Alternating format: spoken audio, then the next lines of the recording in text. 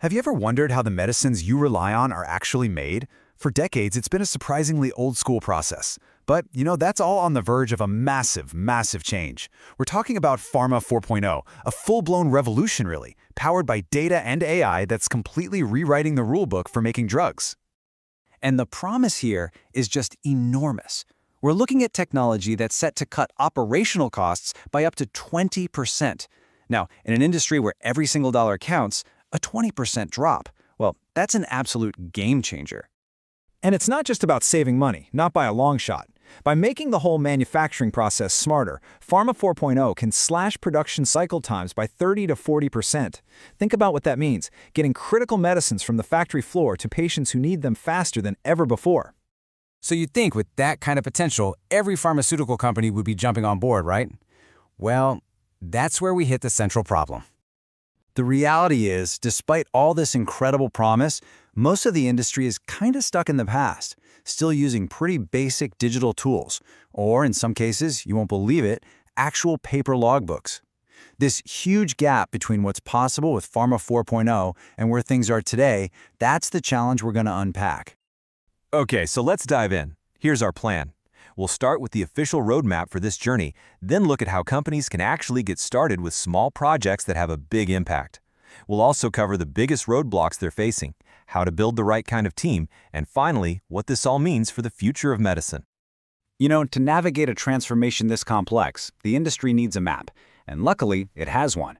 It comes from the International Society for Pharmaceutical Engineering, or ISPE for short, and it lays out a really clear, step-by-step model. So let's use this as our guide for the journey ahead. So this whole journey unfolds over 6 stages. It all starts with the absolute basics, digitization. That's just moving from paper to electronic records. Easy enough. Next up is connectivity, which is where you get different systems and machines to finally start talking to each other. From there, you get visibility, real-time dashboards that show you what's happening. Then comes transparency, which is using that data to understand why things are happening. Now, the last 2 stages, this is where it gets really powerful. Predictability, using AI to see problems coming before they even happen, and the ultimate goal, adaptability, where the factory can literally adjust itself in real time automatically. And wow, when you see it laid out like this, you get a real sense of just how massive this leap is. I mean, we are talking about going from a world of handwritten notes to a future of totally autonomous factories that can fix themselves on the fly. It's a truly profound shift. So how in the world do you even begin a journey this huge? Well, you don't do it by trying to overhaul the entire factory at once. The research is super clear on this. The secret to success is to start small. Yeah, trying to do everything at once, what they call a big bang transformation, is just a classic recipe for failure. It's too much, too soon. It overwhelms everybody, costs a fortune, and you often don't even get clear results. The much smarter strategy is to pick a few specific, high-impact pilot projects that can prove the value of this tech quickly and start building some real momentum. And here are some great examples of what those high-impact projects look like. For instance, using AI to predict when a machine needs maintenance can save you $14,000 every single time it prevents a breakdown. Or creating a digital twin, which is basically a perfect virtual copy of a process, that's led to over $2 million in yield improvements and can cut validation timelines by up to 70%. These aren't just theories. These are real, tangible wins. Of course, a transformation this big is never going to be easy. And according to our sources, there are 2 critical hurdles that consistently stop these projects dead in their tracks, often before they even get off the ground. And the biggest obstacle? It might actually surprise you. It isn't the technology, and it's not the cost. A staggering 49%, that's nearly half, of pharma executives say the single biggest barrier is a lack of people with the right skills. They just don't have the teams in place who are ready for this new way of working. The second huge roadblock is data. You've probably heard the saying garbage in, garbage out, right?